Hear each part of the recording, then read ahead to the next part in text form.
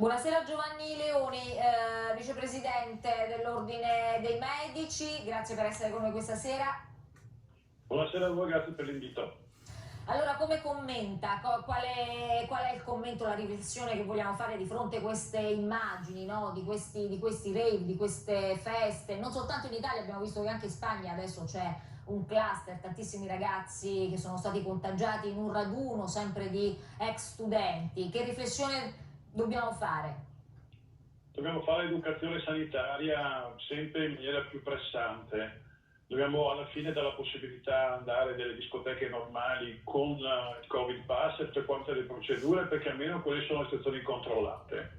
Però chiaramente l'esempio è stato portato, io penso che sia un caso limite, anche se i rave party sono entrati nella nostra attualità. La cosa importante è insistere su quella che è la vaccinazione anche per i più giovani. I giovani devo dire che hanno risposto bene, ci preoccupano in questo periodo di più gli ultra sessantenni che mancano ancora l'appello e che sono stati ulteriormente richiamati anche attraverso i medici in medicina generale. Bisogna almeno riuscire a fare una dose di vaccino per entrare in quello che è il circuito virtuoso che deve portarci ad avere delle contromisure adeguate.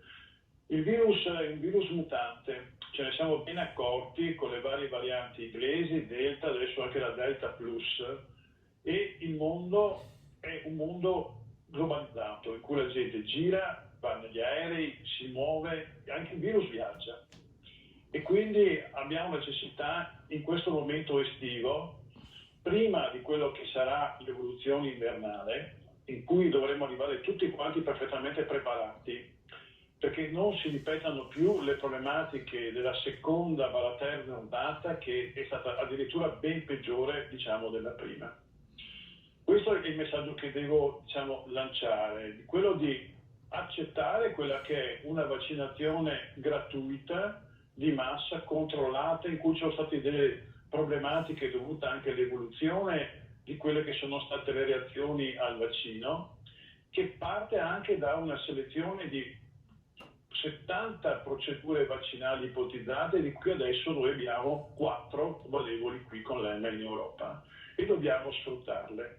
Dobbiamo sfruttarle perché sono ancora efficaci, anche se sono state studiate circa un anno, più di un anno fa, per quanto riguarda la risposta al contagio, in particolare se uno è riuscito a fare anche la seconda dose. Ma cominciamo a farla prima. Cominciamo a farla prima perché non abbiamo più giustificazioni come l'anno scorso.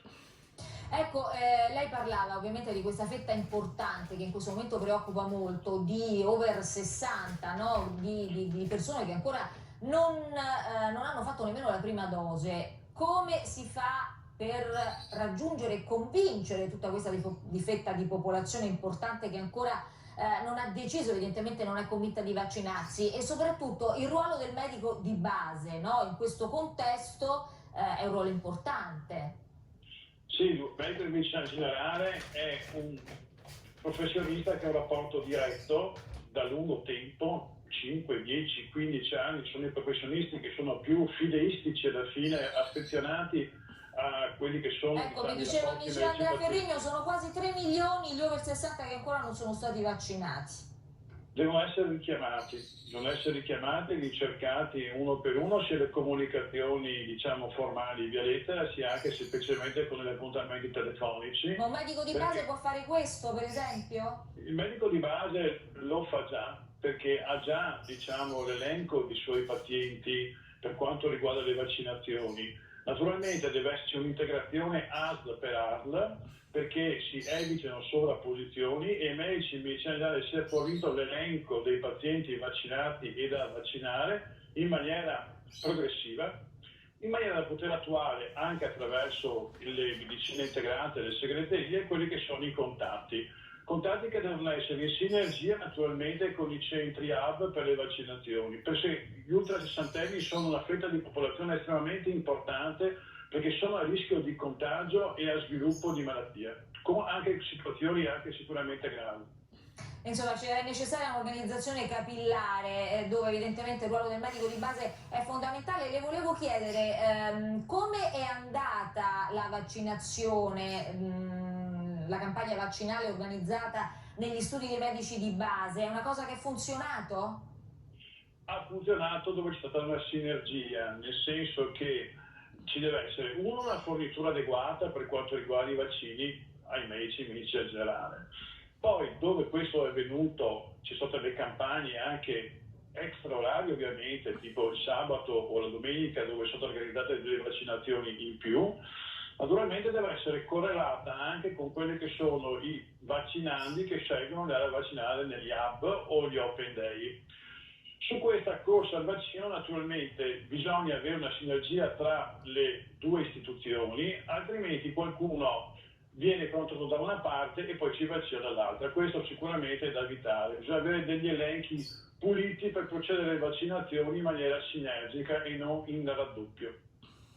Le volevo chiedere se chi eventualmente vi chiede, dovesse chiedervi, parliamo della vaccinazione eterologa e parliamo di tutte quelle persone under 60 che hanno avuto la prima dose con AstraZeneca e adesso invece c'è stata questa indicazione per cui viene sconsigliata la seconda dose di AstraZeneca. Le persone che dovessero venire da voi a chiedervi una seconda dose invece di questo vaccino, la riceverebbero, la riceveranno? Come vi comportate? Come vi state comportando? La vaccinazione eterologa in realtà non è una novità, in quanto né Pfizer né AstraZeneca, per esempio, danno l'immunizzazione al 100% e questo si sapeva già da prima.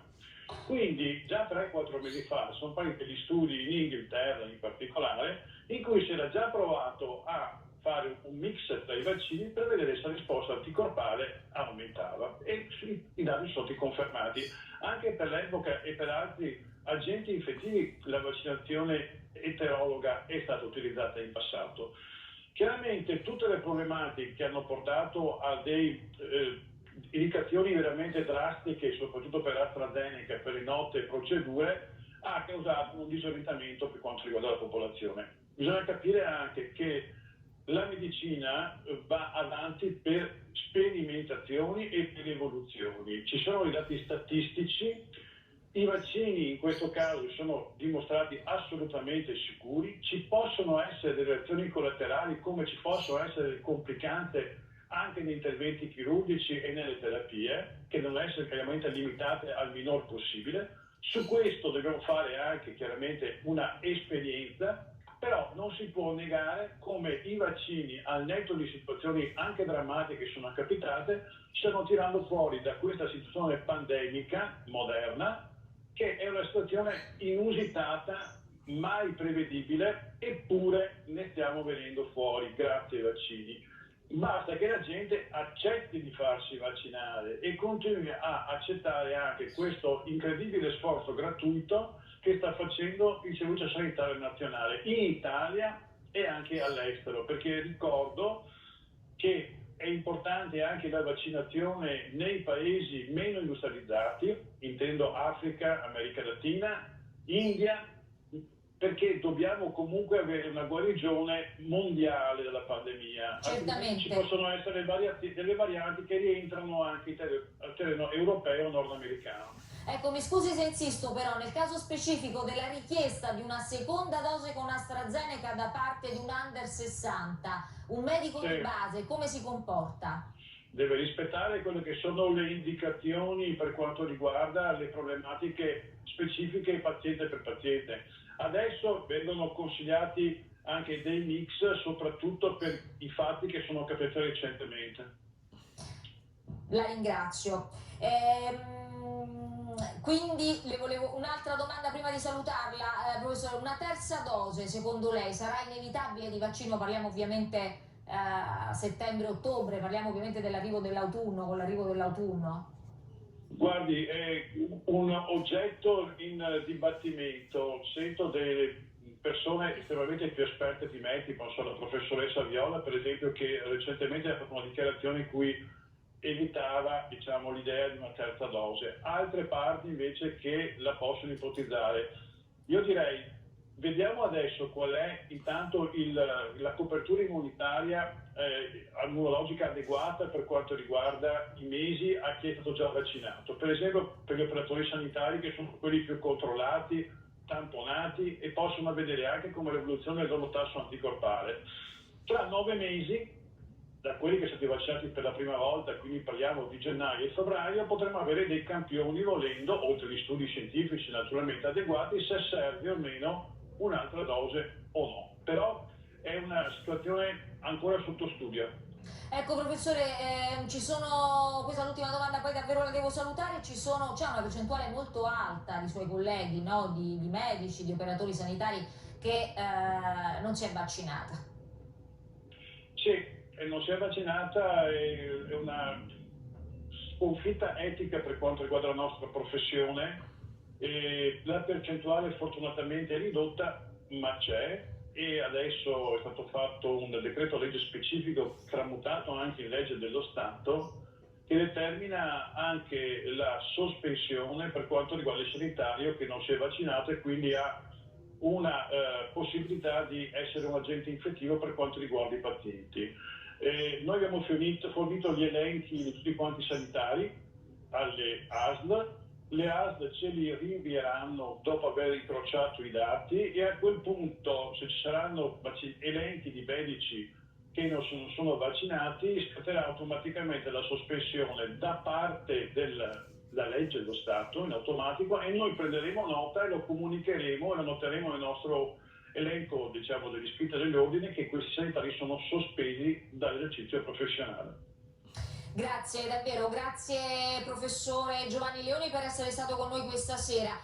Adesso vediamo un po' qual è la situazione della pandemia nel resto del mondo. C'è un'altra notizia arrivata poco fa e riguarda il lockdown in